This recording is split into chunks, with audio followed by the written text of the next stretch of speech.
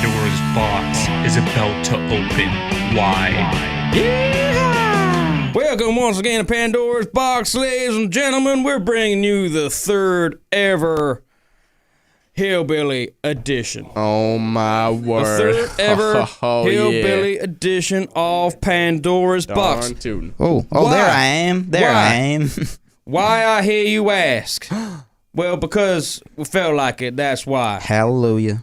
So, ladies and gentlemen, we hope you've had a nice weekend, and we hope you're going to have a nice week. You're kicking off the week on this fine Monday evening with your truly Pandora's box lads. Usually, we'd go by the alias of, yours truly, Obadiah Pennywhistle, Bullwinkle over here, the mayor of Winkletown. That's right. And obviously, we got Drewster the Rooster, Drewster the Bear.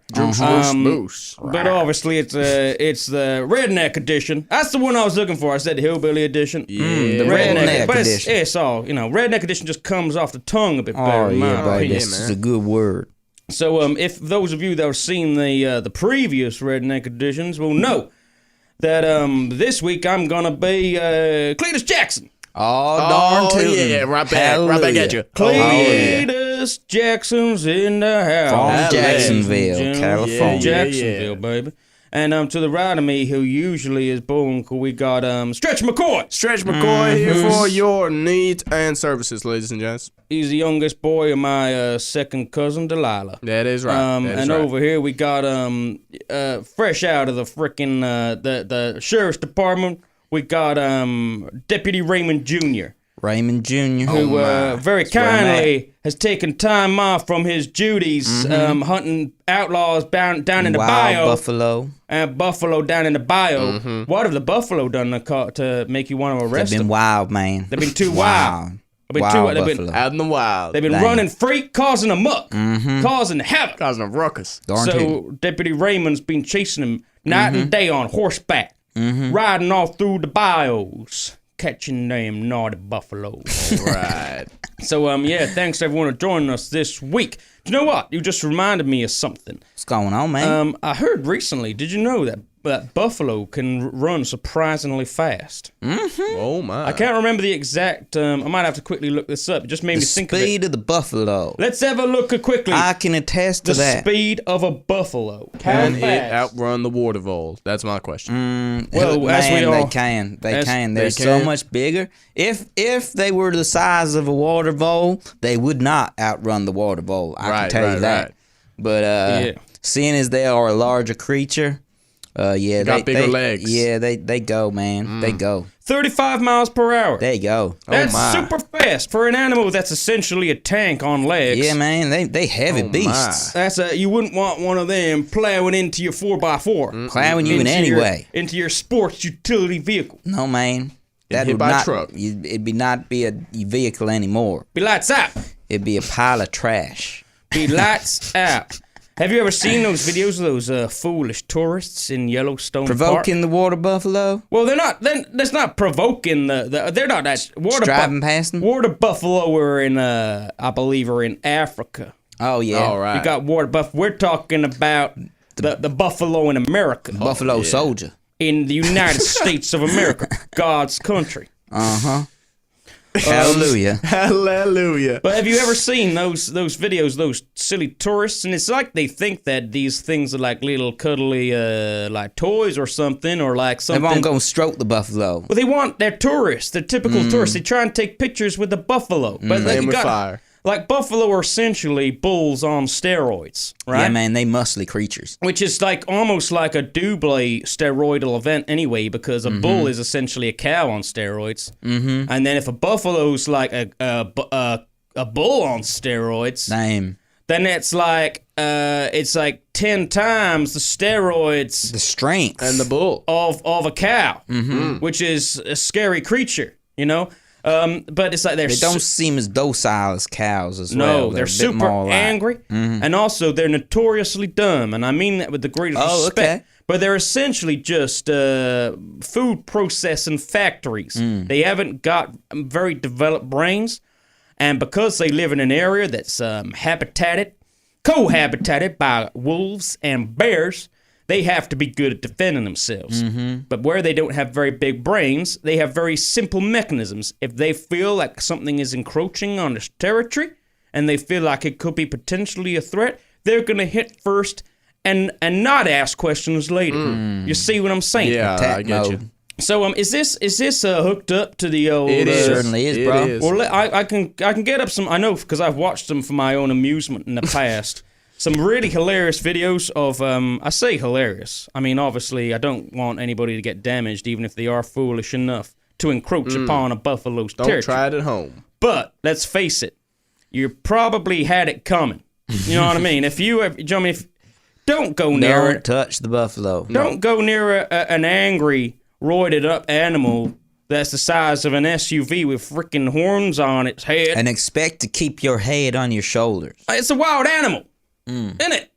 It's Yeah, a wild man. animal. You're messing with nature there, bro. Let's have a look. Outrageous. Yellowstone. While you're getting that up, did any of you see the video that went viral over the past couple of weeks? What's that? Which There one, man? was a woman who decided she was going to walk all the way to the top of an Aztec temple. Oh, And very People disrespectful. were not happy. People were not Oh, damn, happy. you're not allowed to ride those No, temples? no, you're not allowed to go up them because it's like sacred, holy, historical Sacred, holy, sites. historical land. And it's a bit like you're not allowed to climb the pyramids of Egypt, are you? No, Same no, thing. no. But, People do that. They do it, but it's a bit naughty. But this lady did it brazen in the middle of the day, and was She just almost walked like up there. taunting people. You know, almost like taunting. What Oh, happened so to you this have lady? seen the video? I seen it. Yeah. I haven't seen it, but what happened to her, man? People just get angry. Did she get and- arrested or something? I saw at the I bottom never know people the were not consequences happy. of her Oh, actions. it was just Yeah. like, one of those things. People just weren't happy about it. She didn't get like shot or like No. or chased off the temple. I saw she got some water poured Oh. over her head. Oh, okay. Well, So at least she got some kind of repercussion yeah, from exactly. Yeah. Yeah, it's you gotta. The thing is, that's the least of her problems. She might now potentially be haunted for the rest of her days by the spirits of some Aztec warriors, and if that is the case, that. Serves then, you right, lady. and God rest her soul. And Yeah. you should probably have never have ridden those Aztec temples, those Mayan temples. You know what I'm saying? Yeah, let me get up. So just like for anybody that's sensitive, I mean, I'm sure. Let's face it, you can't watch this on the radio anyway. So if you're watching us on the YouTubes or on the Spotify's, you probably are familiar with the territory. Tonight, So you're probably the not so terrifying sensitive, moment, a but bison charges a group of tourists. look at this bison. Grabbing a child Oh my and God. shoving him out of the way as the animal attacks. and Oh my gores him. God! Damn. So we're watching this Monday in bison, this Yellowstone stupid National Park. family had gotten just too Bison close to this shooting animal. video of the It's family super standing on a angry. boardwalk. Trying to take him out. 600-pound animal That is a big animal, man.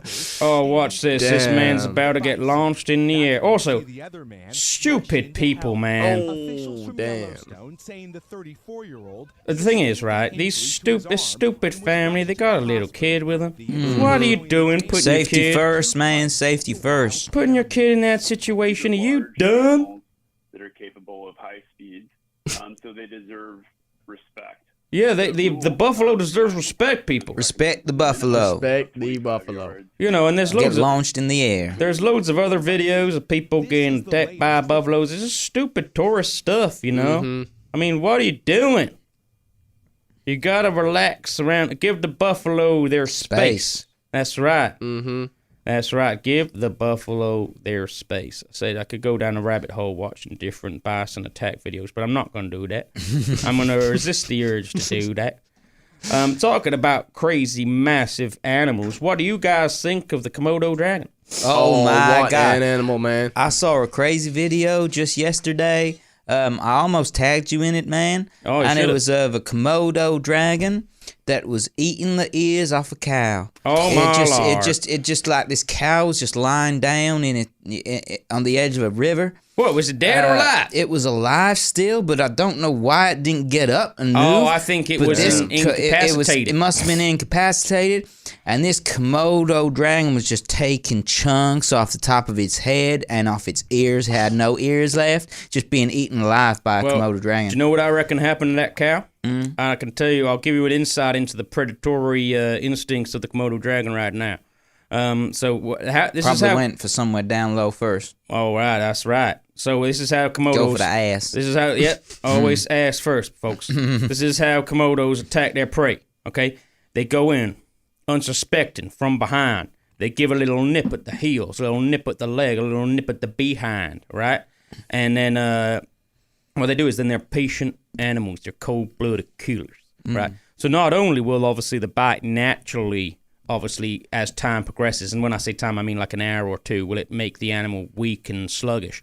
But what scientists used to think is that the Komodo dragons had such dirty mouths that there was like so poison. There was so much bacteria in their mouths. It made fester. That it would basically cause infection inside the animal. But now, what scientists are coming to understand, and I don't know why this was harder to figure out sooner, but they're now actually realizing that Komodo dragons actually do have a naturally toxic bite as well. So when I say that, the same way that like a venomous snake or a poisonous spider, if it bites you, obviously it can some of that laced saliva. That's right. It can, so it can inject a nasty. I don't know what the correct terminology. I assume it's more likely some sort of venom. Dragon breath. It can inject dragon breath inside of you, right? And then within about an hour, the cow will be, as you stated. Ah, see. It'll be be on the floor. Sluggish and then this is the thing is about reptilians. They're quite, they're naturally cold-blooded creatures, and there's something quite scary about that, I think, because there's almost like this emotionlessness aspect to them. But then they will go up to the prey, and they will just start eating you alive. Yeah, man, I did not like it. That's brutal, man. I did not like it at all. I was like, I got to keep scrolling. I stopped there for a little bit. I was like, man, I got to keep scrolling. This cow looked so defeated. He just put his head down, and it was almost like, I see it with my dog. I see my dog, like, put his head down and get comfortable and just, like that. The cow did that after it bit his ear off, and I thought, man, that's one sad cow. Nature is brutal. Damn, bad day for the cow. It's like the cow just had to accept its fate. It was like, what am I going to do? It looked like it's fully accepted and it was trying to get a bit more comfortable. I mean, in a way, I respect the poise of the cow, the majestic cow. Yeah, it wasn't going crazy or nothing. No, just kind of like accepting its fate. It's sort of like, what a dignified animal. To be being eaten alive like that and to still maintain your dignity in that fashion, that's a lot. I definitely would not maintain my dignity. It's hard to be eaten by a Komodo dragon and maintain your dignity. Haven't they got one of the strongest bites in the world? I'm not sure about that. Jaguars are up there. The strongest bite force of any living animal is the crocodile. They got like a lock and key thing, right? They got crazy insane bite force. Way stronger than a lion or a jaguar or a shark or any type of shark. They got strongest bite force alive. In fact, in a minute, I'll tell you what, I'm going to type in top 10 strongest bite forces of any animal alive today. I think Jaguar's going to be up there, ain't it? Jaguar's got the strongest bite force of any cat. I know that. Ah, that's it. And I'll tell you what's interesting about the jaguar compared to any other kitty is that most predatory cats, and this involves the nice little domestic kitty, they will usually go for the neck when they kill an animal. Damn straight. If you see a video, like a lion or a tiger. I saw another one of a jaguar the other day, and it went for a because they can hold their breath for quite a long time under the water as well, man. Oh, they'll swim. So this one went in for a crocodilian. Oh, they go for a crocodilian. Or I think it was a crocodilian. It was a crocodilian. Yeah, straight in the river. Must have been in the Amazon forest. Southern America. Straight in there. I thought, where is this jaguar gone? And about 10-15 seconds later, just popped up with a crocodilio in his mouth. Do you know what? Oh my god! And I was like, damn. Had lunch. Had it by the neck.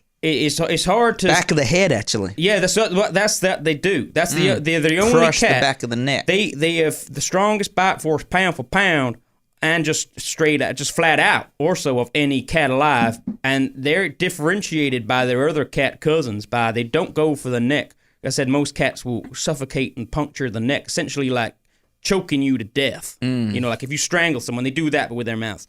What jaguars do is they crush the animal's skull with their teeth. Damn. They will go down. So if they were going to attack me, it would bite around my head here, my cranium, and it would just crush Damn. Like having an egg in your hand and just crushing it. Popping that egg. Popping that egg, and your brain would be like the yolk, just smooshing out through your damn. fingers. That's brutal. Absolutely brutal. So yeah, I'm going to type in top 5 hardest bites alive of any animal alive. I think of all the animals that have ever lived in history, I think the one with the strongest bite force that we know of, I think this off the top of my head, I think might be the megalodon. You know, the largest shark that ever. What about a hippo, man? They got a strong bite force. Good one. Good one. But That's I think the strongest bite force we know of any terrestrial animal ever, land animal, I think might have been the Tyrannosaurus Rex. Okay. That don't surprise me. But I wanted to, before we get into that, because that's an awesome thing to look into, an awesome thing to type in and find out and discuss with all of our beautiful people out there in Pandora's box land. Did you know that there used to be an even bigger version of the Komodo dragon? Oh, no, I did not. Oh my. So, ladies, the Komodo dragon obviously is a reptile, but more specifically, it's a lizard. And I think sometimes people get a little bit confused because you're like, what's the difference between a reptile, lizard, etc.? Well, obviously, like a crocodile is a reptile. Any type of lizard is a reptile. The dinosaurs were reptiles, but they've obviously all got their own little groups, familial groups, you know? So lizards. Raptors. Yeah. So, water voles. So obviously lizards, you think of things like chameleons, lizards, monitor lizards, but so the Komodo dragon is the largest. Gecko. Is the gecko, exactly. The Komodo dragon is the largest lizard alive today. And I think on average they get about 7 feet long, but super large individuals get to about 10 feet. And that's a scary animal. That's an animal you wouldn't want to be locked in a room with because... People have them as pets as well, don't they? What? I swear, I think Komodo some dragons. No. Do you mean bearded dragons? I think bearded dragons. That's Probably what I'm bearded thinking dragons. of. That's what I'm they thinking have bearded of. dragons. And I think some people might even have some monitor lizards, which are massive, but, not the size of the Komodo. But I think it would be too dangerous to have a Komodo. Yeah, you can't train those. Yeah, man. Komodo You They got dragons. big tongues. Even if you wouldn't be able to have one out of a cage. No. And if you had to have one in a cage, well, you might I just wanted, like let some it people some can free. kind of train tigers and stuff, and they have kitty friends. Yeah. I don't know whether, but like you're saying about the cold-bloodedness of a reptile, Exactly. I don't know whether they would like show affection like a kitty No, would. I don't think you know? they would. I don't. I mean, You I'd be. couldn't ride that Komodo dragon around, man. No, I'd be super skeptical of that. But the Komodo dragon has an ancestor which was basically like the Komodo dragon but twice the size, and it's called Megalania. Megalania. That sounds cool. That gives me some Megalania, man. Megalania gives me some hypomania. So let's type in Megalania into the old search box. Megalania. Let's find out a couple of things. I think they used to get like absolutely insanely large. Right, Damn. so you'll see there I've got a little picture on it's prehistoric wildlife. This is the rough estimate of a Varanus priscus, better known in the English language as the Megalania, compared to a 1.8 meter tall person. So that's a fairly tall person. That's me. That's basically Bullwinkle. That's me. I mean Stretch McCoy. Stretch McCoy. That's basically Stretch McCoy. So you can see this is a mighty mentally sized animal. We've got some other Which size. one's which? I guess the one at the bottom must be the Megalania because it's the biggest one. All right. And maybe what does that's that just say? them It said growing that- up. It said that they thought that. If any of you guys Man, are listening to the 1,000 pod now but kilograms. not seeing it, get your butts on Spotify or YouTube because it's video and you'll see exactly what we're saying here. That's right. You listen to Deputy Raymond Jr. before he apprehends you in Get the name your of the law. butts He to will arrest you. Spotify or YouTube. And that's a recent thing, we've and it's all thanks to Deputy Raymond Jr. We now have the videos on the Spotify. So yeah, you can watch us, our visages, taking our and visages. see these dragons in action. Yeah, So man. what I have up right now, which looks pretty impressive, is Oh, is damn. the skeleton of a Megalania. So this must be in some natural history museum somewhere. You can see it's a mighty fine, vicious-looking animal. This is an animal you wouldn't want to tangle with, people. And here we've got, it says Australia's giant venomous lizard. It actually says it gets downsized, but I'm sure it was already massive. But you can see it there. It's chasing some sort of bird. I said this was a scary animal, people. Damn, it looks scary there. It's a scary animal, and it would have definitely tried to eat you. Oh, there's some sort of dinosaur park somewhere where they've done a recreation of it. It looks very Eat scary. you whole. Because the thing is, as well, like, I think the whole thing with crocodiles is, even though crocodiles are massive, like get, over 20 feet in some extreme cases, obviously they're primarily aquatic animals. Mm-hmm. They do like to come and bask on the land, but they're not super fast. So as long as you stay away from the water hole, as long as you stay away from the bio, it ain't gonna get you. Yeah, that's right. Stay away from the lakes and the rivers of Australia and such, and Africa. You're gonna probably be okay. But I think, these things look like they could maybe run a bit faster. And it's a bit sketchy. They seem a little bit more scary. Look, this is another recreation. Like, we got some gentlemen that have obviously recreated a model of the megalania we see here. And this is a giant animal, folks. It's a scary animal. Obviously, I like to talk about, every now and again on the pod here, we like to talk about crazy animals of the past. Oh, man. Animals that aren't around anymore, but animals that would have been awe-inspiring to see in the flesh. Talking about that, did you see recently the dinosaur that is like 110 million years old that was mummified and is that an ankylosaur? I don't know, but it's an armored plant-eating dinosaur. Oh, you're called on a about the nodosaur. ankylosaur. Nodosaur. Yeah, I've never heard of a nodosaur. I've heard of an ankylosaur. Nodosaur, and it's the best preserved specimen of its kind. Put mummified dinosaur. It looks crazy, man, because it's 100 million years old. But you can still see the face of that dinosaur. Like man, it's like the most well preserved mummified dinosaur ever found. I'm probably guessing.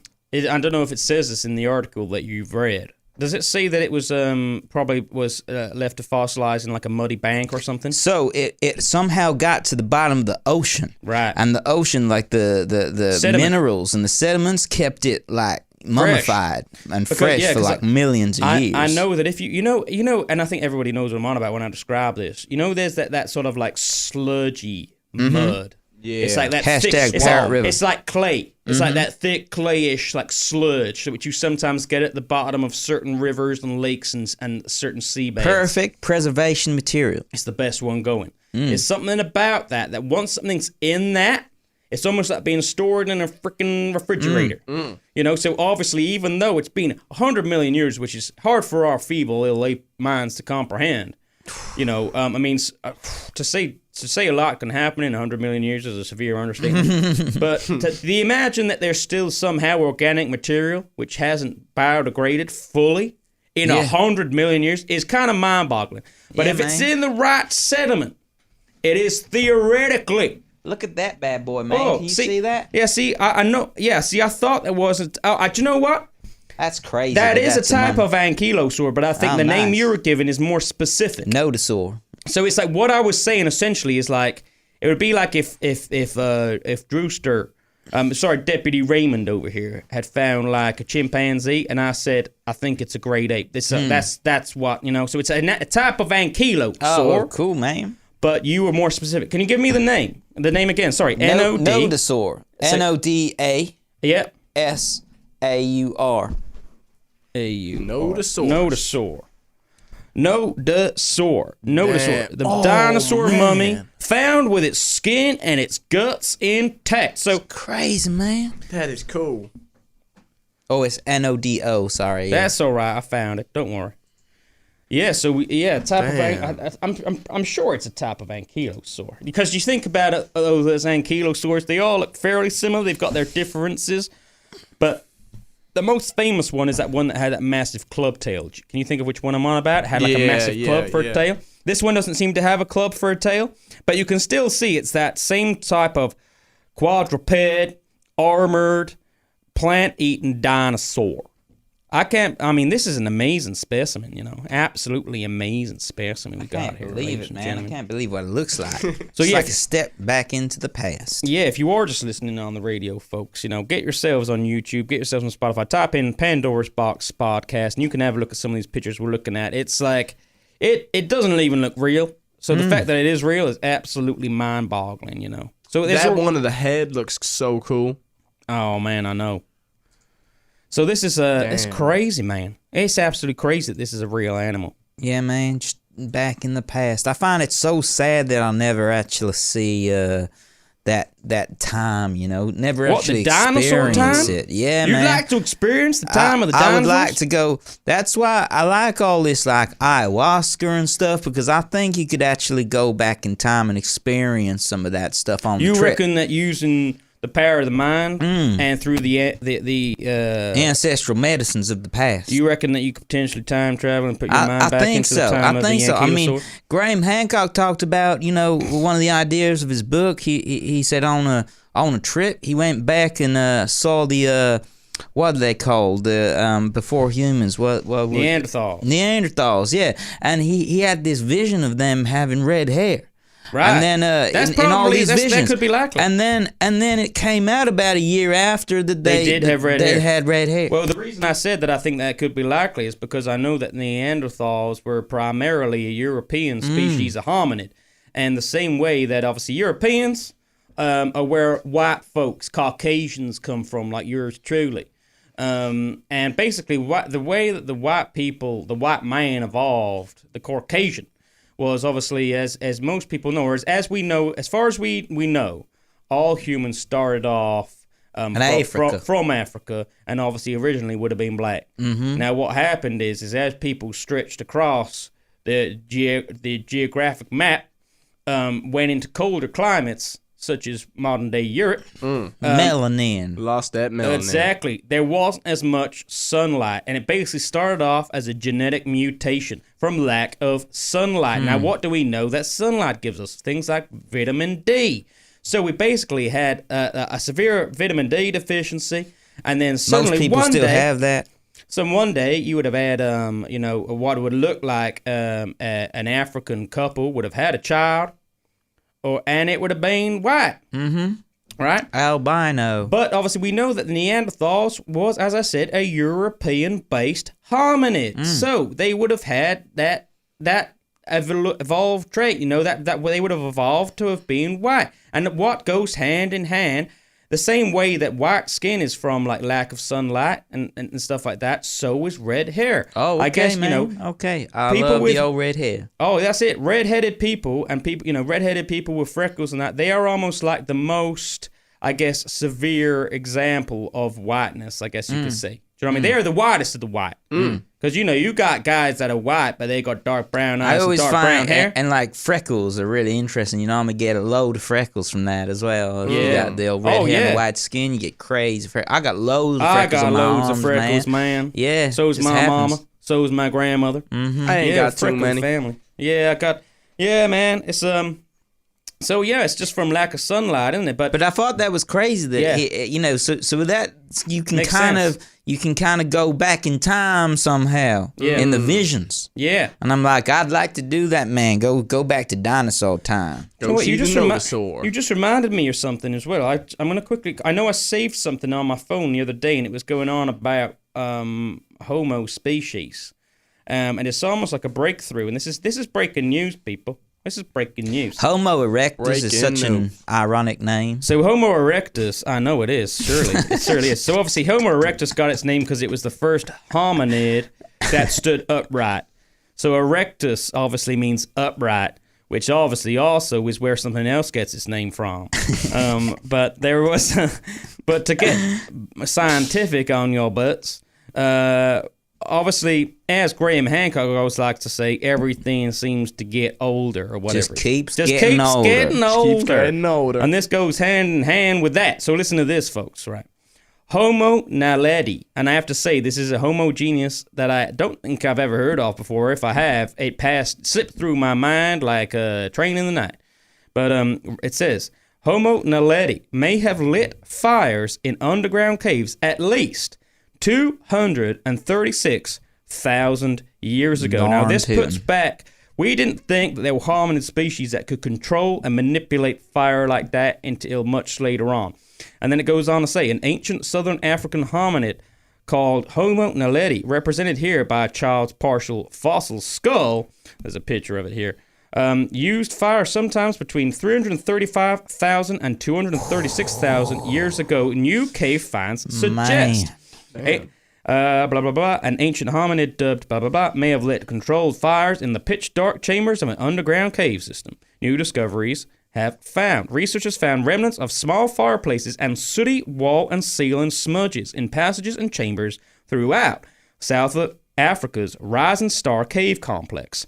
Paleoanthropologist Lee Berger announced on December the 1st, I know, burgers, announced on December the 1st, hosted by the Carnegie Institution of Science in Washington, D.C. He said, and I quote, "Signs of fire use are everywhere in this cave system," said Berger, of the University of Witwatersrand, Johannesburg. And I guess they can carbon date that actual soot from the fire. Well, of course. Damn, man. And they would have been there next to the remnants of the species itself, which obviously they can very accurately date, using, breaking through the bone parts and that. Woohoo! H. Naledi presumably lit the blazes in the caves since remains of no other hominids have turned up there, the team says. But the researchers have yet to date the age of the fire remains. And researchers outside Berger's group have yet to evaluate the new finds. So what we do know is that these prehistoric fires are right alongside the bones of these ancient hominids. Ooh, darn toot, man. So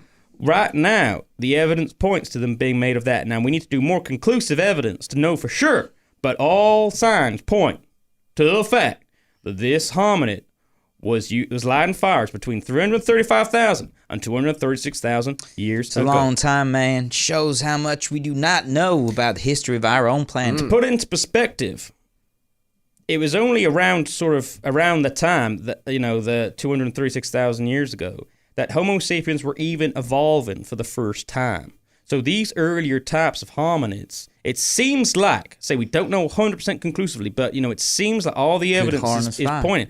We're using fire before our species was even evolved yet, which is a mighty insane. The thing is, this is what's fascinating about anthropology, the history of humankind and all the, the hominids, all the other hominids, is there's so much we don't know. Yeah, there's man. so much that we don't know. I love it. That's why I've been loving this series, Ancient Apocalypse, by the man himself, Graham Hancock, man. Pointed at some of these archaeological sites and finds and how far they go back, I know, man. A lost civilization from the last ice age. I mean, come on. That's so interesting, man. But the thing that's amazing about it, though, is even if the most boring scenario was, in fact, the true scenario, right?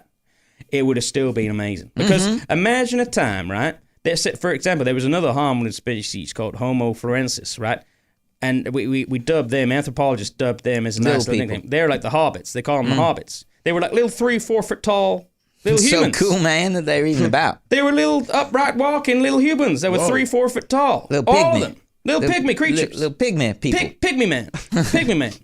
And then, you have Neanderthal, which were like these tank-like, apparently very muscular, very strong. And I remember reading something about the Neanderthal and about their dealings with pain was completely different to ours. So they would break their fingers, break their toes And they didn't care. feet, and they just get on with things. Well, apparently their rib cage was so thick and their bones were so much denser than ours that they were saying a Neanderthal could get hit head on by a car going 40 miles an hour, and it would most likely just get up and walk away. Damn, man. Like that thing you were talking about the other week, where people nowadays With the are having this mutation. mutation. Yeah. Maybe that's Maybe something it's a left part over from our we've all Neanderthal got DNA. Yeah, we've all got a bit of that, haven't Well, we, we man? also know that people in Europe do have, I can't remember the exact percentage, but I think it's something like between 1% and 4% Neanderthal DNA, whereas people in Africa and people in Asia don't tend to have that. Obviously, because They of the still fact have that, a little bit, or? No, I don't think they do, because I think okay. because the Neanderthal obviously was a European type of hominid.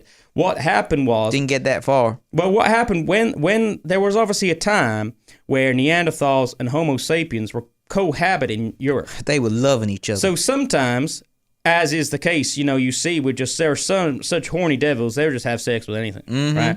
And there would have obviously been, Especially if it's another hominid. there would have either been a female human, Homo sapien, that was so impressed by the strength and the brutality and masculine attributes of a Neanderthal that maybe she just wanted some of that Neanderthal action. Her partner, her Homo sapien partner, just wasn't giving her the good loving, and she just wanted that extra oomph, under that extra The vitality. raw masculine power. That raw masculine. She wanted to get hit by 40 miles an hour and get up and walk away. And she wanted her child to have some of that in it. And so yeah, we know, and and conversely, I'm sure there would have been some horny young teenage Homo sapien that had been wandering through the forests of Europe, seen some young Neanderthal girl. I mean, she might have looked a little bit more masculine than Robust. he was used to from the Homo sapien ladies, but he thought, in for a penny, in for a pound. And did the dirty. Went in for a pound. We did the dirty down in the forest. Yeah, that's it. In for a penny, in for the pound. That's pound. So did the dirty there in the forest. Walked away, lived his life. Little did he know he just impregnated that Neanderthal lady. Just changed the future. Just set the course of human history on a new direction. Exactly. Now, obviously, we know that Neanderthals eventually died out. We don't know exactly the definite reasons. We just know that eventually they died out. In Graham Hancock's book, Entangled, which is a great novel, and I recommend it. And it was actually this trip that he had on ayahuasca that gave him this story. And it was about a Neanderthal race who were getting basically hunted by humans. Right. He said in that they potentially had psychic powers. And Neanderthals were psychic? So rather than communicating so much with language like we do, they would communicate more through psychic ability.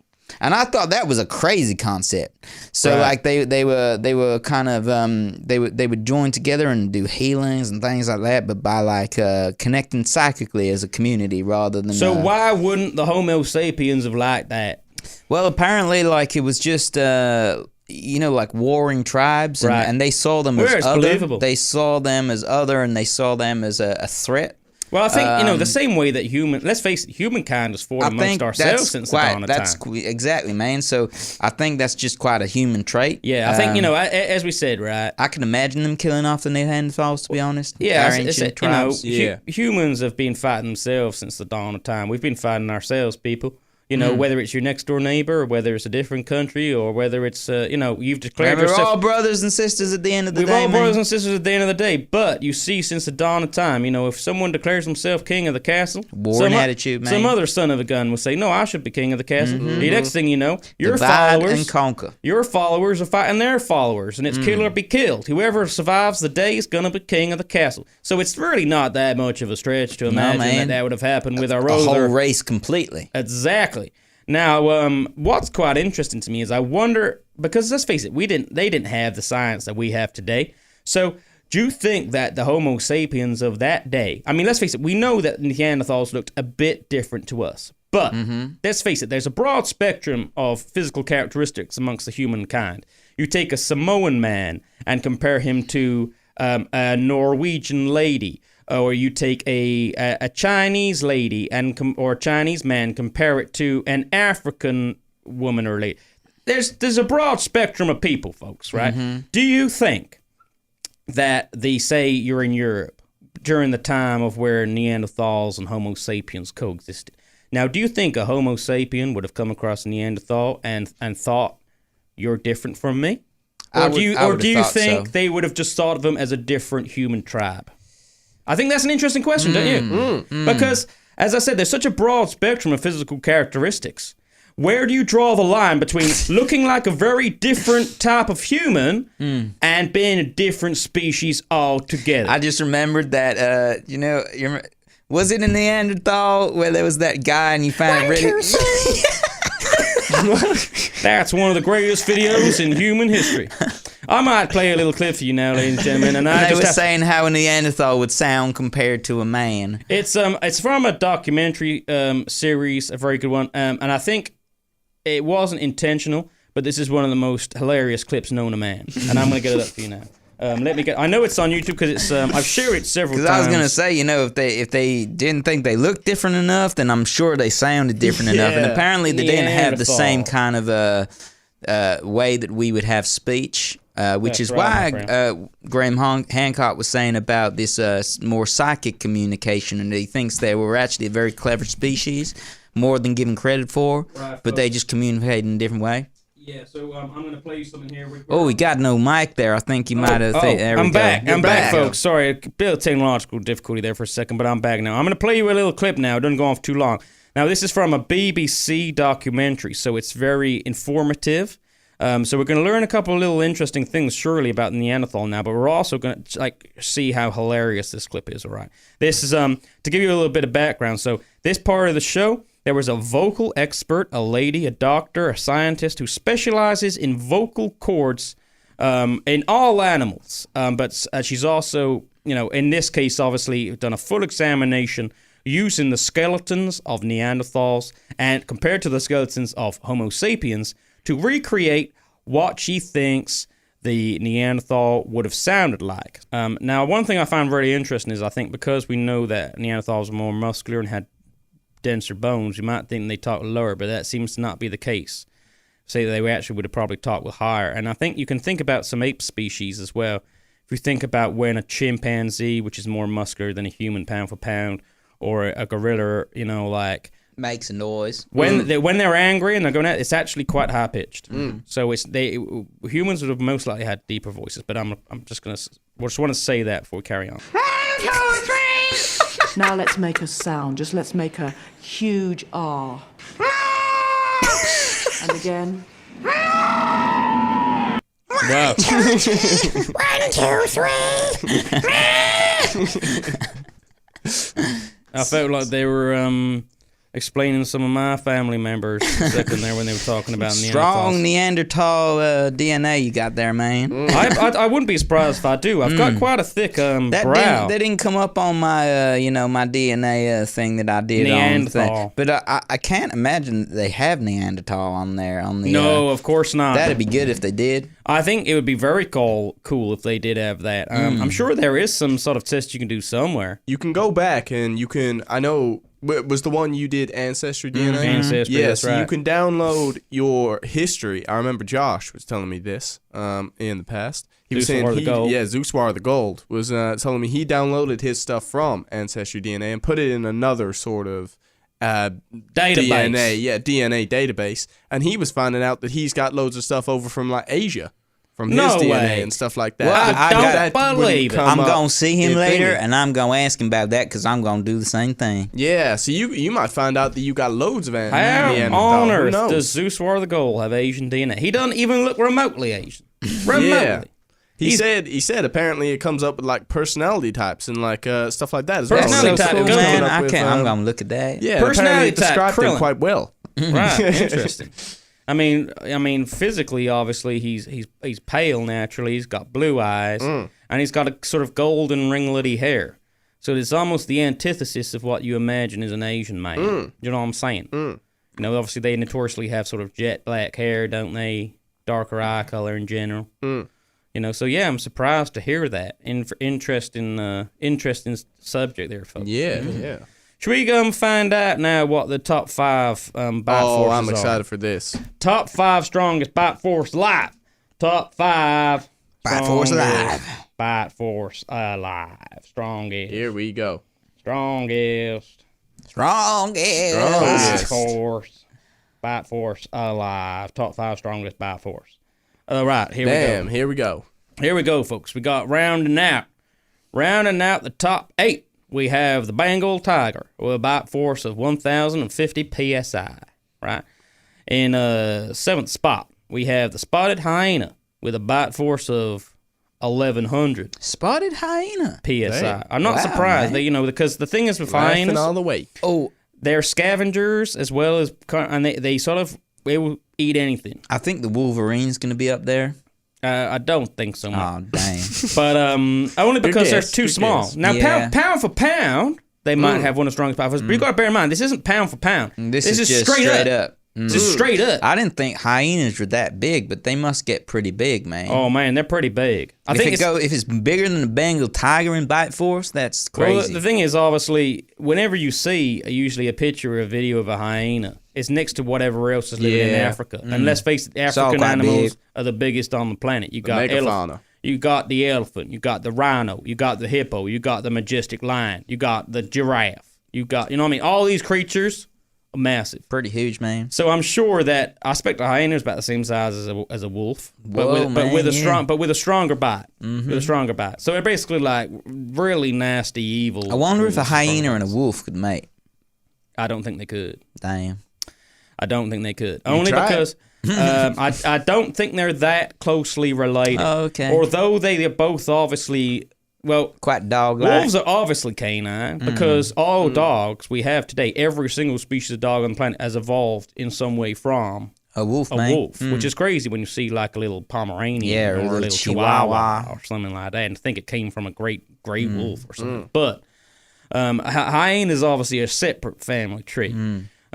So anyway, we had in 7th place the spotted hyena, and in 6th place we got the polar bear at 1,200 psi. Damn, cool animal. That's a cool photo on the right as well. It's a very cool photo. I also saw a thing of a polar bear eating a seal the other day. Oh, brutal. Pretty savage, man. Brutal. I think where they're so white and they're in the snow, the blood is just so, the contrast really shows that makes it more brutal.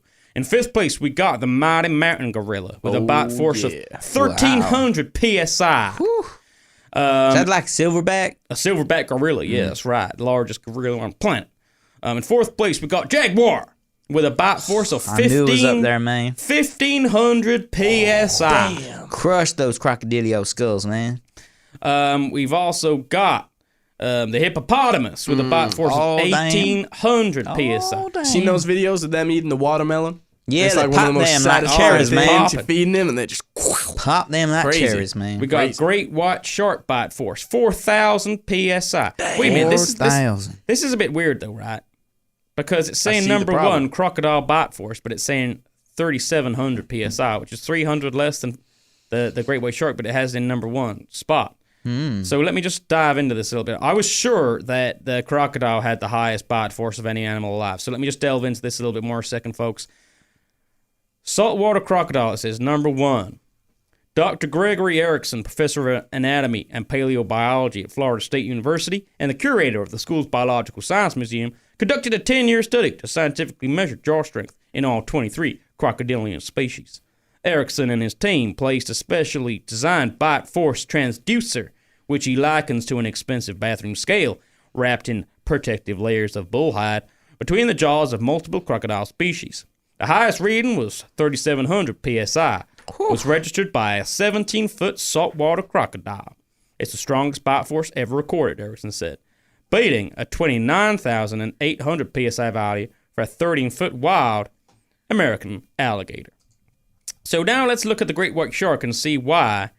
Why is this one in second place? So here we have a picture for anyone who isn't watching. That's a cool photo. The picture of a great white shark. He's breaching the water. He's got a poor little seal in his mouth. Good night, Mr. Seal. Rest in peace, sir. And let's see. Why is this one in second place if the PSI is higher? We'll get into that one in a sec. But first, in 2008, a team of Australian scientists led by Steve Rowe used sophisticated computer modeling based on multiple X-ray images of shark skulls to estimate that a 21-foot great white shark can produce nearly 4,000 psi of bite force. Because shark bite force is highly dependent on size, the much more common 11 to 15-foot great whites would pack considerably less punch than a similarly sized crocodile, which therefore belongs in the number 1 slot. Also, Rowe's projections, unlike Erickson's findings, who was the guy that did the crocodilian tests, have not been directly measured in field tests. And then it says, joking around, volunteers, anyone. Damn. So basically, they estimate that a 21-foot great white could have a PSI of 4,000. Yeah. Kind of a hard thing to test, isn't it? And also, we know that crocodilians can get 21 feet, but the one that was read scientifically and accurately measured was 17 foot. So, I mean, obviously a 21-foot crocodilian will have a higher bite force than this 17-foot salty. You know what I'm saying? So, all right. So, okay. So, accurately measured, we have the saltwater crocodile number 1. But theoretically, a large great white shark could maybe give him a run for his money. But yet again, as I said, that wasn't even a 21-foot salty. So it looks like the salty has the number 1 spot. Whew. Damn. Anyway, folks, listen to some music now. When we come back, we're gonna do our Mystery of the Week, Mystery Mondays. Yeah. It's Deputy Raymond Jr.'s turn this week. I just want to give you guys a little warning. I'll give you another warning when we come back. But apparently this week's mystery, and I'm very intrigued, is particularly brutal and gruesome. So for any sensitive listeners out there, I just want to give y'all the chance to tune out And hopefully you can join us again next week on Pandora's Box. I said, if for those out there that are sensitive to things like violence, graphic descriptions of violence, if you're not, then stick around and listen to the mystery with us, folks. We're going to listen to a couple tracks now, but we'll be right back. Enjoy. Thanks for being here with us this evening, everybody. Hallelujah. Hallelujah. Praise the Lord. Pandora's box is about to open wide. Welcome back, late. Wait, am I even on the radio? I can hear you. Can you hear me? Yeah, you on Can there, you hear man. me? You're Sorry, on here. I was just checking because of the previously aforementioned technical difficulties we were having with my microphone. Resurfer for a second. Yeah, exactly. Just need to do a little technical check. But welcome back, ladies and gentlemen. You are listening to Pandora's Box Redneck Edition. Hallelujah. Yours truly, Cletus Jackson. Here we are.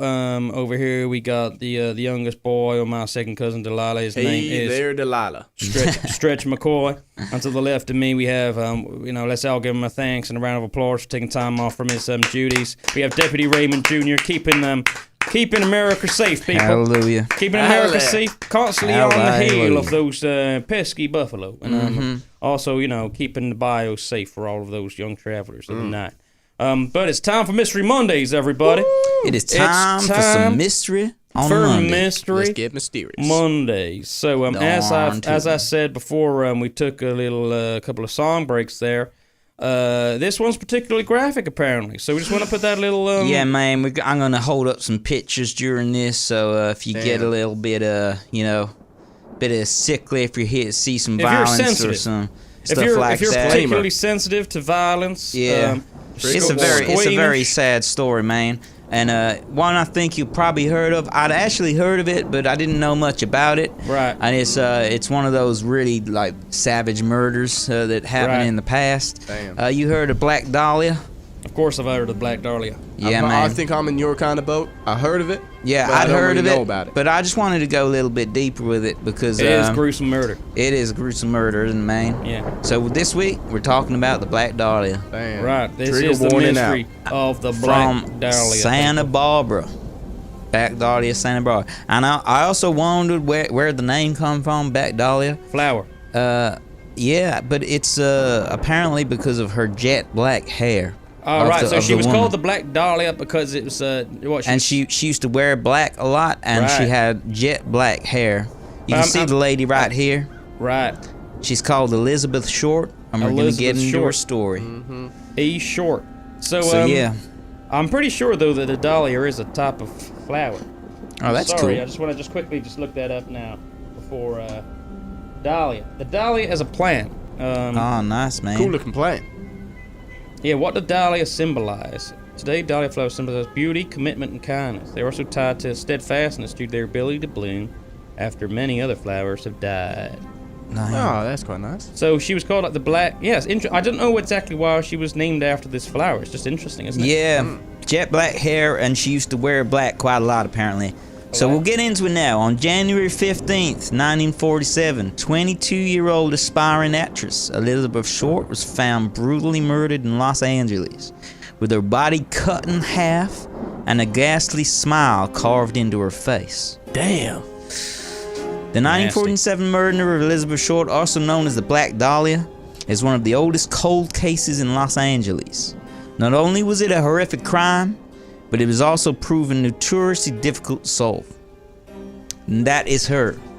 Elizabeth Short. Elizabeth Short. God rest her soul. God rest her soul. Though we may never know who killed the Black Dahlia, poring over the evidence of this case is just as darkly fascinating today as it was in 1947. So Elizabeth Short, in 1947, January 15th, Elizabeth Short's dead body was found in the Los Angeles neighborhood of Leimert Park. Right. The first person who reported the grisly sight was a mother out for a morning walk with her child. Right. That's a bit savage, isn't it? It Just is, going out for a little walk in the You park. want your child to see that. According to the woman, the way Short's body had been posed made her think that the corpse was a mannequin at first. But a closer look revealed the true horror of the Black Dahlia's crime scene. The 22-year-old Short had been sliced in two at the waist and completely drained of blood. Drained of blood? Well, it was a vampire. Completely drained of blood. It was like there was a vampire killed her. Some of her organs, such as her intestines, had been removed and neatly placed underneath her buttocks. Oh, my Lord. Damn. That's like some Jack the Ripper type work there. Mm-hmm. Meanwhile, whoa, what's going on here? Oh, yeah, I got some on the back. So, yeah, pieces of flesh had been cut away from her thighs and breasts, and her stomach was full of feces, leading some to believe that she'd been forced to eat them before she was killed. That is disturbing. That's pretty savage, and you can see there's a picture of it right here. That's disturbing. Poor woman. Oh. She's underneath the sheet. But apparently it was cut in half and then like placed a little bit away from each other with her hands above her head. Poor soul. Bit crazy. Poor lady. The most chilling mutilations, however, were the lacerations on her face. The killer had sliced each side of her face from the corners of her mouth to her ears, creating what's known as a Glasgow smile. Like the Joker? From side of the mouth right up to the ears. It's called the Glasgow smile because Glasgow gangs used to, and apparently even still do today sometimes, do that. It's like a thing that's known from the underground gangster lifestyle of Glasgow. They will give you a Glasgow smile. They'll cut your face, like, as you said, Bullwinkle, like the Joker. Since the body had already been washed clean, Los Angeles Police Department detectives concluded that she must have been killed elsewhere before being dumped in Leimert Park. Near the body, detectives noted a heel print and a cement sack with traces of blood that had presumably been used to transport her body to the vacant lot. The LAPD reached out to the FBI to help identify the body by searching their fingerprint database. Short's fingerprints turned up rather quickly because she'd applied for a job as a clerk at the commissary of the U.S. Army's Camp Cook in California back in 1943. And then her prints turned up a second time since she'd been arrested by the Santa Barbara Police Department for underage drinking just 7 months after she'd applied to the job. The FBI also had her mugshot from her arrest, which they provided to the press. Before long, the media began reporting every salacious detail that they could find about Short. And I got a pretty nasty picture here. So this is the autopsy picture. You can kind of see the Glasgow smile on there. Pretty savage, man. Poor lady. Poor lady. Rest in peace. Poor lady. I hope that she was passed away when whoever did that to her. Yeah. Even though that's still grotesque. I just hope that she didn't feel that pain. Mm-hmm. Right, so I think this is the next page. On January 21st, about a week after the body was found, the examiner received. Oh my God! I hope I'm in the right place here, man. I'm just hoping that this is actually the next page. Where's this one? I'm gonna start here. Deputy Raymond Jr. came across some difficulties in his life, people. I just, that when they're not numbered, and I got in a bit of a fuss a minute ago, and I'm like... He's accidentally rearranged his papers, and now he don't know friend from foe. I got a bit flustered, man. Got a bit flustered. Got a little bit flustered. Mysterious. We were sort of at the beginning of the tale of the Black Dahlia. And we sort of lost our way in life, which sometimes we all do. But it's all become clear. Clarity has reached the situation. Quite right. We're back. It's back over to Deputy Raymond Jr. to carry on this week's mystery, which, of course, is about the Black Dahlia. So over to you, Raymond. Black Dahlia, she was found in the park, and we got to that point where she was found in the park by the lady with her child, which is pretty savage in the first place. Oh, of course. And the police have took some pictures of the body, and they've actually gave them to the press, which is a little bit weird. That is a bit weird, isn't it? Yeah, I don't know whether it was to get like more information and stuff like that, but they handed over a certain set of pictures, including this one, to the press with a Glasgow smile. And she's also got her fingerprints have showed up in the FBI's database because she went for a job for the FBI or something to do with the police, and she also got arrested for underage drinking. Right. So that's why she showed up. Right. Meanwhile, Elizabeth Short's mother, Phoebe Short, didn't learn of her daughter's death until reporters from the Los Angeles Examiner telephoned her, pretending that Elizabeth had won a beauty contest. What in God's nation? They pumped her for all the details they could get on Elizabeth before revealing the terrible truth. That's a pretty twisted thing to do. It's savage, isn't it, man? So they rang up her mom saying, oh, Elizabeth's won a beauty contest. And then they got all this to get basically information out of her, like, oh, can you tell us about Elizabeth and blah, blah, blah. So they would just wanting to get more thing on the story, you know? And then at the end of the call, they said, actually, no, we're lying. That's not true. Your daughter's She's dead. That's man. A mighty twisted thing to do. Shame on you. Damn. Shame on you. Shame on reporters, man, reporters. Anything for a story. Unscrupulous people. Unscrupulous gentlemen and ladies. Damn, what a horrible way to find out. Yeah, man. So that's how her mom actually found out about that. That's horrible. Whoever concocted that ploy, well, shame on you. I hope you're proud of yourself. Her daughter had been murdered, and her corpse had been dismembered in unspeakable ways. Disemboweled. Damn. As the media learned more about Elizabeth Short's story, they began to brand her as a sexual deviant. One police report read, this victim knew at least 50 men at the time of her death, and at least 25 men had been seen with her in the 60 days preceding her death. She was known as a teaser of men. Oh my lord. A teaser of man. Seductress of the night. A seductress of the male anatomy. Oh, baby. They gave Short the nickname the Black Dahlia due to a reported preference for wearing a lot of sheer black clothing and her jet black hair. Right. Oh, I guess, do you know what? It's just dawned on me, I was saying about flowers. So she was obviously a beautiful woman. Mm-hmm. And obviously flowers are beautiful. Mm-hmm. And flowers smell very nice. And so do beautiful women. This is what it's about. Apparently as well, this was a reference to the movie The Blue Dahlia, which was out at the time. Right. So there was a famous movie of a beautiful woman in it called The Blue Dahlia. So they called her the Black Dahlia because she was all in black. And it's a dark case, so it's black. Oh, yeah. It's also a very black dark as the case.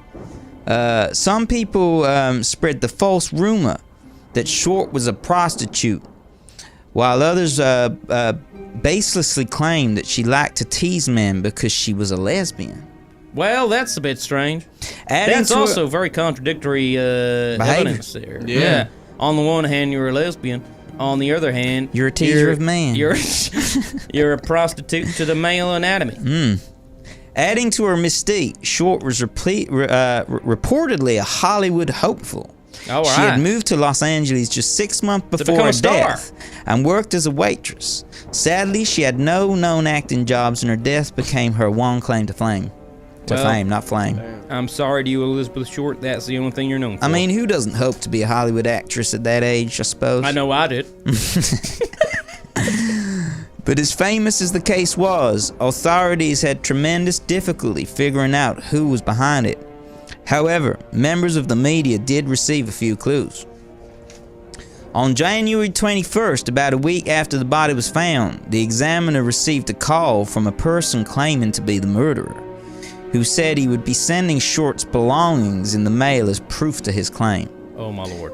Shortly thereafter, on the 24th, the examiners received a package with Short's birth certificate, photos, business cards, and an address book with the name Mark Hansen on the cover. Also included was a letter pasted together from newspaper and magazine letter clippings that read, Los Angeles Examiner and other Los Angeles papers, here is Dahlia's belongings, letter to follow. Do you know when they do that thing when they cut up the news clippings and they put it making it that? Yeah, man, that's cool. Like the Riddler. Yeah. All of these items had been wiped down with gasoline, leaving no fingerprints behind. Though a partial fingerprint was found on the envelope, it was damaged in transport and never analyzed. Well, that's not very good. So that's crazy. Work. So someone has actually sent, like, her birth certificate, some photos. Proof that they had her belongings on their person. Bit strange, man. As a deputy, what do you think of that? I think this is fishy.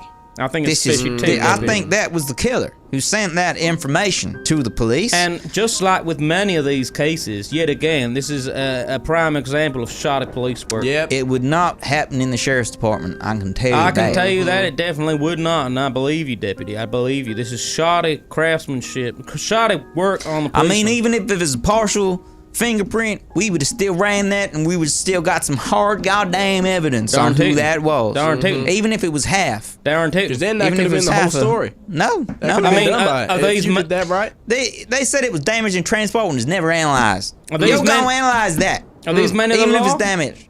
Are They think they're men of the law. Or are they cowboys? They are cowboys. They're cowboys. No And law you of thought we mine. were cowboys. I thought we were cowboys too, but it seems like they're cowboys.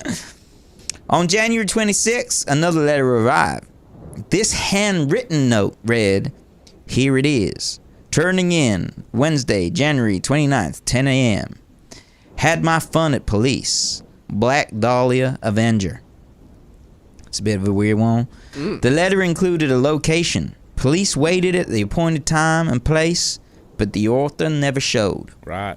What is the deal with all these like mass murderers teasing so much? Oh, that's what I They get it feed now. off the So he attention. said, "Here it is, turning in on Wednesday, January 29th. This letter was received on the 26th, so he was saying that he was going to turn himself in on January 29th, 10 a.m. Right. with a location, Right. but he didn't show. No show.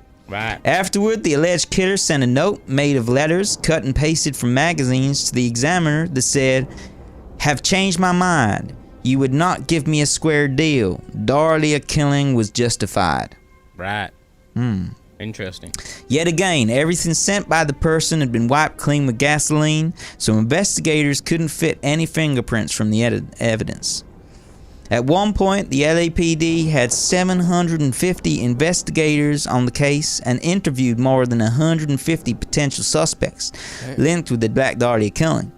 Officers heard more than 60 confessions during the initial investigation, but none of them were considered legitimate. So 60 confessions. That's mental. Why would you do that even? I don't know. You know? 60 I different people. don't know. You know what this is pointing to in my book? Maybe possible gangster activity. Because it's the kind of thing they have to Savage do. I murder, can imagine man. if I was some mafia boss, I'd be like, you know what I'm going to do to cover our tracks? Everyone did it. We're gonna get these people to confess. Get everyone, get loads of people to confess, and then they ain't going to know who did it. Because wasn't it a thing before that if you confessed, then the case was closed? I used to be the way. But Yeah. this is obviously not the way here because they Too many people confess. Yeah, and they thought Gonna no. arrest all 50. Do you know if this is where the whole newspaper magazine clipping letters came from? That whole trope? Well, it was like a long time ago, so maybe it started here. Might or have been the maybe first it was one. it was I'm a thing sure. that I'm sure, though, in some form or another, since the dawn of time, I expect if there's Killer- letters to cut out, you'll cut them out. killers have taunted authorities, whatever that authority might be, with with similar stuff. It's a primal thing. If you're It's a a primal killer, thing. you want attention. You want to ruffle some feathers. It's a whole part of it, man. Whole part. It's like that's what the natural follow up to the killing. Since then, there have been more than 500 confessions, none of which led to anyone being charged. Why? Oh, Man. why would half of that? 500. That's crazy. At the time, as time went on and the case went cold, many people assumed that the Black Dahlia murder was a date gone wrong, or that Short had run into a sinister stranger late at night while walking home. After over 70 years, the Black Dahlia murder case remains open, but in recent years, a couple of intriguing and chilling theories have emerged. Well, I'm looking forward to this. Shortly after his father's death in 1999, now retired LAPD detective Steve Hoddle was going through his dad's belongings when he noticed two photos of a woman who bore a striking resemblance to Elizabeth Short. Where is After this going? discovering these haunting images, Hoddle began using his skills as he had gained as a policeman to investigate his own deceased father. Right. So he found these pictures in his dad's belongings of Right. someone who resembled her, and now he's using his detective skills to Right. understand if his father. He went down the rabbit hole. He went down the rabbit hole. Was This his is correct. father like one of the main guys on the case? He just says he was a retired LAPD detective. I don't know what the thing of his father is. Right. We might find out. Huddle went through newspaper archives and witness interviews from the case, and even filed a Freedom of Information Act to obtain FBI files on the Black Dahlia murder. He also had a handwriting expert compare samples of his father's handwriting to the writing on some of the notes sent to the press from the alleged killer. The analysis found a strong possibility that his father's handwriting matched, but the results were not conclusive. Imagine finding out that your father might have been the man that committed the Black Dahlia to such murder. a savage murder like this as well. Damn. You know, we'll probably go back into it, but she got cut in half, got drained of blood, got her intestines pulled out, put under her buttocks, got pieces of her breast removed. Fecal matter in her stomach. Oh my God. Filled up. Oh my God. Damn. On the grisly side, the Black Dahlia crime scene photos showed that the Short's body had been cut in a manner consistent with a hemiocorporectomy. I see. Hemiocorporectomy, a medical procedure that slices the body beneath the lumbar spine. Oh, Huddle's father had been a doctor, so Huddle's father was a doctor. Oh, I see. Now we're getting into it. Huddle's father had been a doctor who attended medical school when this procedure was being taught in the 1930s. Additionally, Huddle searched his father's archives at UCLA, finding a folder full of receipts for contracting work done on his childhood home. I see. I don't see how that has any... what connection does that have? Yeah. He had some building work done once. In that folder, there was a receipt dated a few days before the murder for a large bag of concrete, the same size and brand as a concrete bag found near Elizabeth Short's body. I see. It's all coming around in circles. All coming together. It's all coming together. By the time Huddle began his investigation, many of the police officers who originally worked at the case were already dead. However, he carefully reconstructed conversations these officers had about the case. Eventually, Huddle compiled all of his evidence into a 2003 bestseller called The Black Dahlia Avenger, The True Story. And this is the man, I'll just show you now. So this is his father, who he thought killed. Oh yeah, I got. You know what? I found. See that mustache? I've got a picture of him up here as well on the YouTubes. I got a picture of Mustachio. I'm gonna call him. Damn. General Mustachio. General Mustachio. So while fact-checking the book, Los Angeles Times columnist Steve Lopez requested official police files from the case and made an important discovery. Shortly after the murder, the LAPD had 6 main suspects, and George Huddle was on their list. George Huddle. Right. That's crazy. Interesting. So he was actually on their list, back in the day. Things are falling in place. In fact, he was such a serious suspect that his home was bugged in 1950 so the police could monitor his activities. Much of the audio was innocuous, but one chilling exchange struck out. 8:25 p.m. Woman screamed again. It should be noted that the woman not heard before the scream, but it should be noted the woman not heard before the scream. The woman was not heard before the scream, so there was no dialogue. There was just suddenly a female scream. Yeah, it was twice. almost like she was bound. 8:25 p.m. So I can imagine, let's say theoretically in this scenario, if he did hold Elizabeth Short against her will, maybe he had her bound and gagged. At the house. But you could imagine, right, even if you were gagged, if something really was so horrible, you might would make be able a noise, man. Scream sort of, unless loud your enough, mouth was completely stuffed with like socks or something. Yeah, loud enough for an audio device to pick up on the shrieks. Even in 1950. Yeah. Later that day, George Huddle was overheard telling someone, "Realized there was nothing I could do. Put a pillow over her head and cover her with a blanket. Get a taxi. Expired 12:59. They thought there was something fishy. Anyway, now they may have figured it out. Killed her." What? Damn. Well, that seems a bit ominous. Yeah, how did they not pick him up if they heard him say that, That seems like cut and dry. He did something wrong. He continued, "Supposing I did kill the Black Dahlia, they couldn't prove it now. They can't talk to my secretary anymore because she's dead." Oh, my Lord. So that's almost like saying he killed his secretary as well, or she just might be dead for different reasons. That could have been the woman screaming. Yeah, do you know what? I'm just sorry. I've been looking up this man we've been talking. It seems like he did stand trial as well for some very deplorable things. It says here. Really? A doctor faces accusation in Marl's case. Daughter's story credited also an arrest of 13 boys. And then it's going on about how the father, Dr. George Hoddle, 38, of 512 on Franklin Avenue, was booked in Hollywood jail on district attorney's charges of 2 Marl's offenses. Yeah. Marl's offenses. I don't know exactly what that means, but Doesn't sound very moral. no, it sounds like he was done for something. Sounds quite immoral, actually. He was being immoral, people. He was being immoral. Even after this shocking revelation, which seems to support that George Hoddle killed Short, and possibly also his secretary, the Black Dahlia case still hasn't been officially closed. However, this hasn't stopped Steve Hoddle from investigating his father. Steve Hoddle, sorry.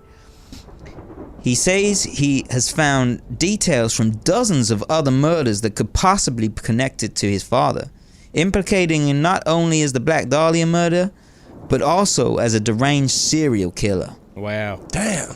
Hoddle's research has even garnered some attention from law enforcement.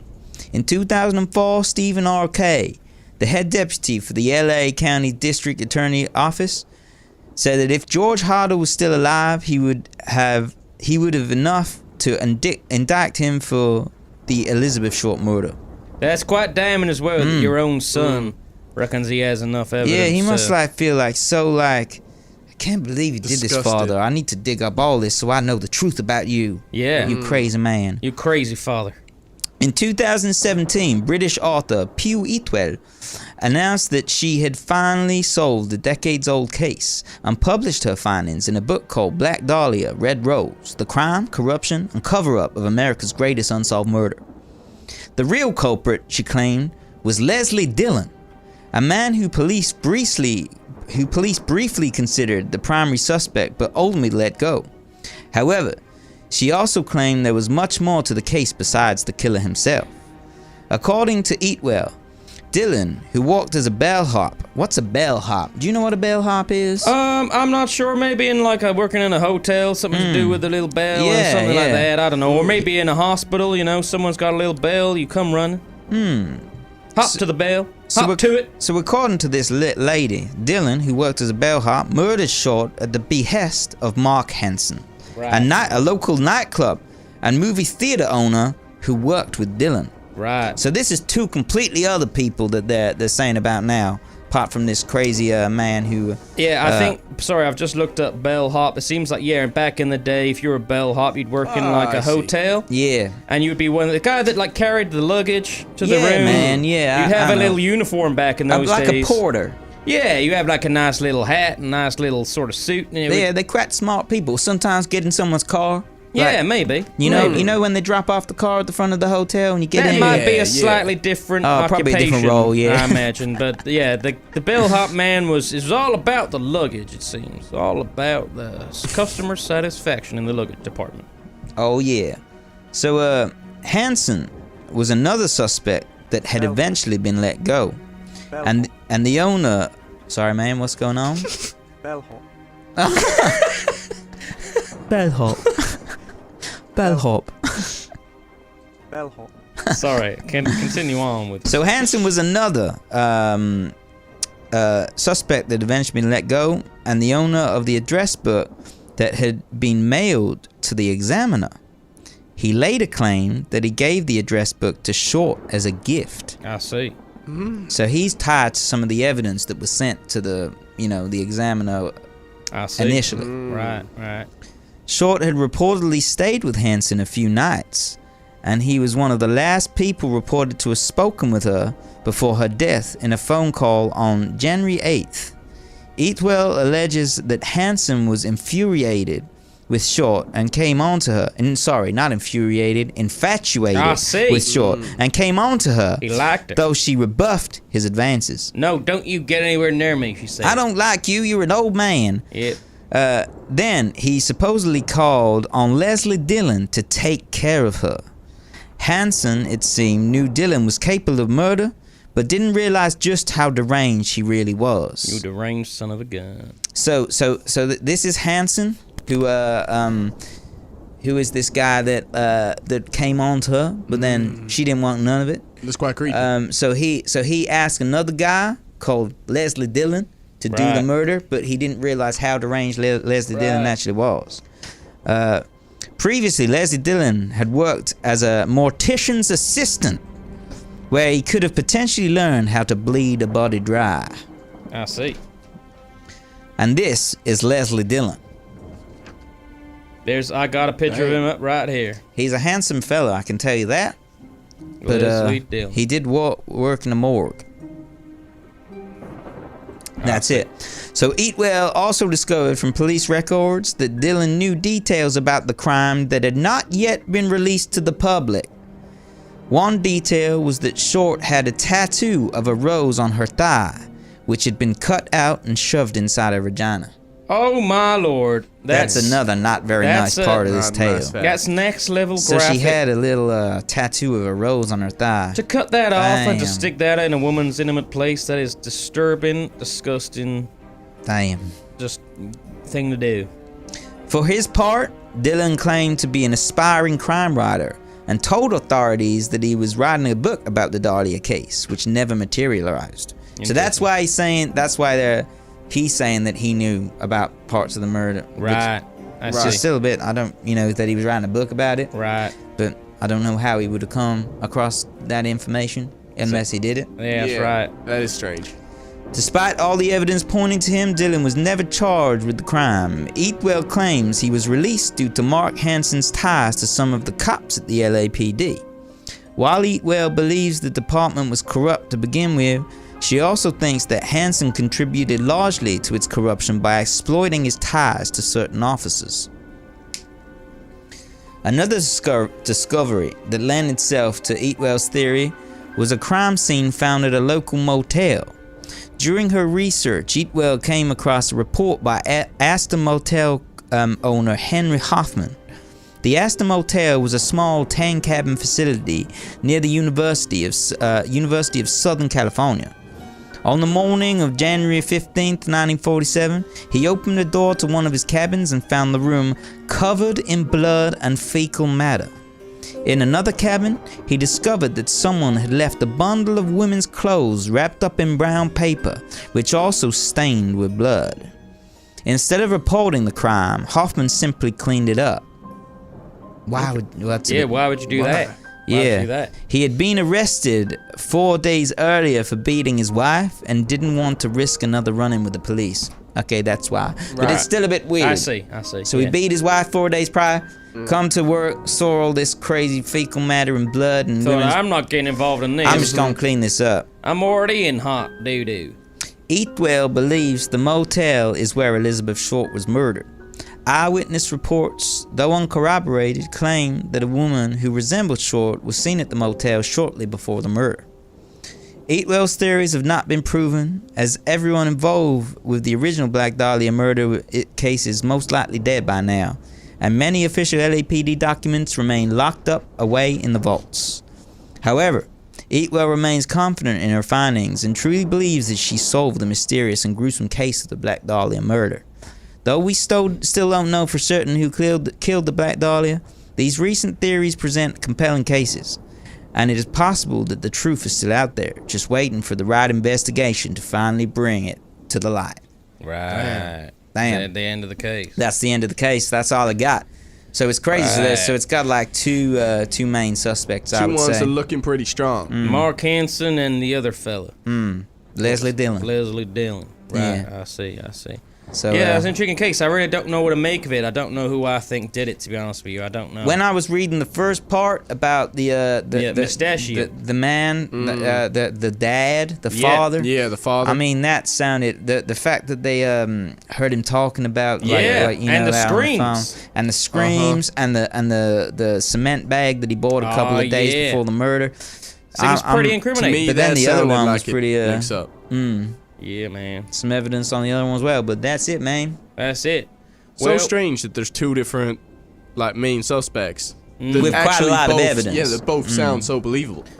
Well, it seems like she obviously, I assume, didn't mean to, but she seemed to have gotten on the wrong side of a couple of people, or maybe it's more accurate to say she got on the right side of them, but then didn't want anything more to do with them, thus causing resentment and then increasingly rage inside the hearts of these individuals. It's hard to pinpoint an exact individual, obviously, or a sole individual that had motive against her, because it seemed like there were several.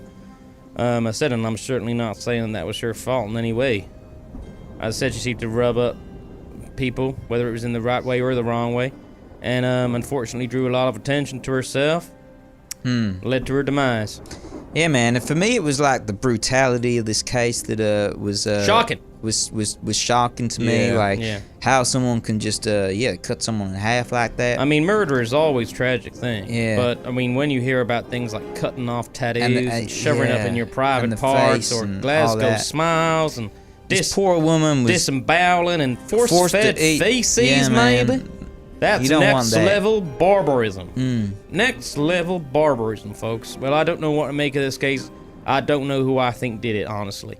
I do not know. Maybe if it's still an unsolved mystery. Maybe if some good sheriffs actually tackled the case back in the day, we could have nipped it in the bud before it became lost to the sands of time. But we'll never know. We'll never know. It's sad that the killer was still out there until he must have passed away. Yeah, just got to live his life. Yeah, that's right. That's right. Brutal. Well, do you gentlemen have anything more to say? I don't like murder. I don't like death.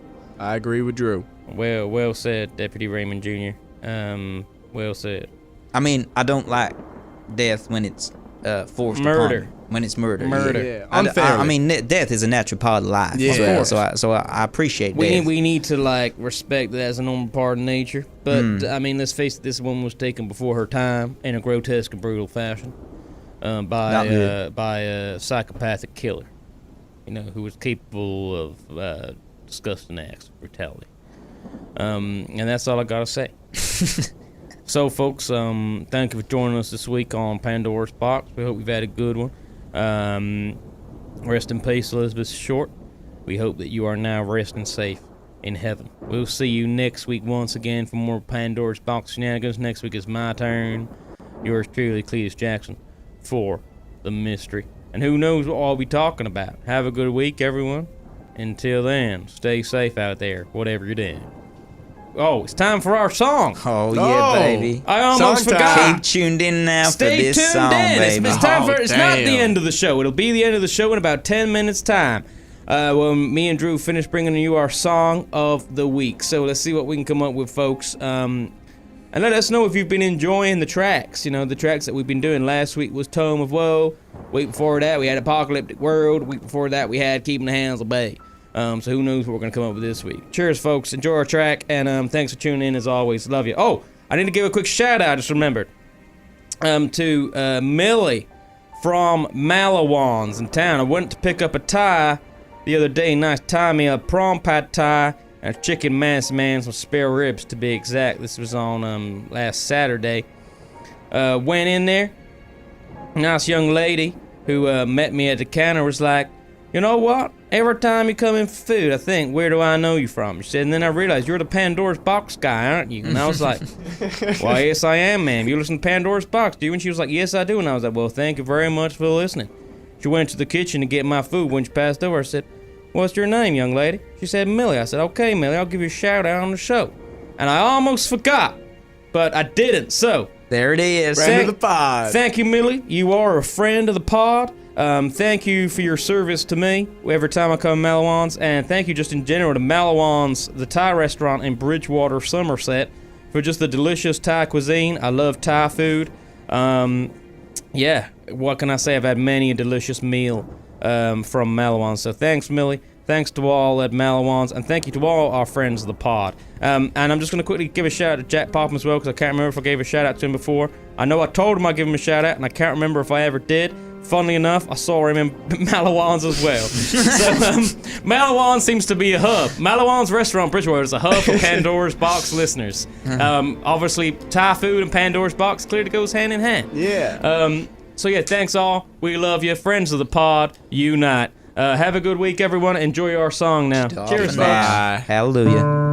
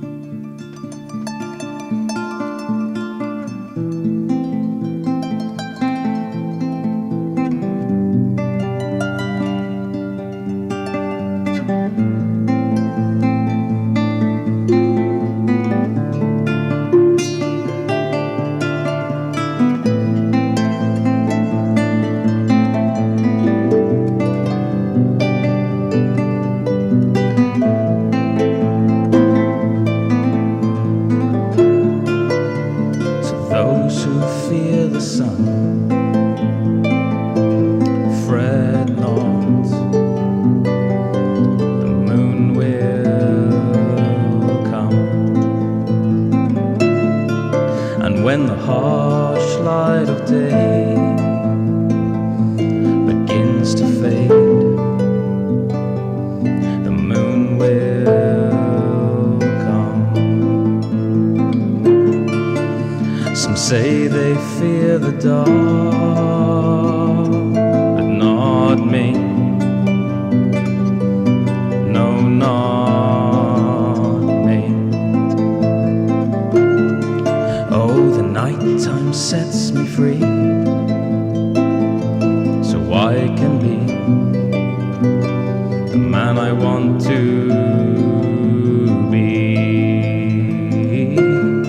And as I walk upon the earth in the dead of night, I find my peace.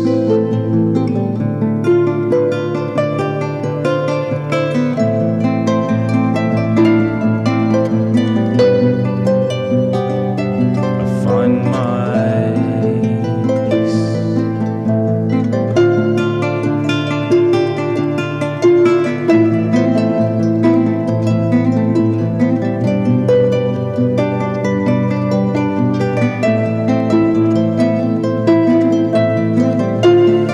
Oh, the moon, she speaks to me,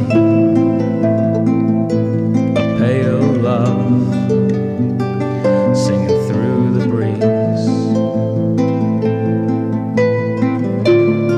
And as her words sing through the trees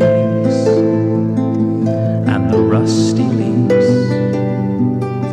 fly aloft and free, I feel the heart of the earth comforted in night, in twilight dreams. And when the starlight shines my way on the frosty ground, it glistens in the shade. I thank the moon for what may be, and in this moment I find solace and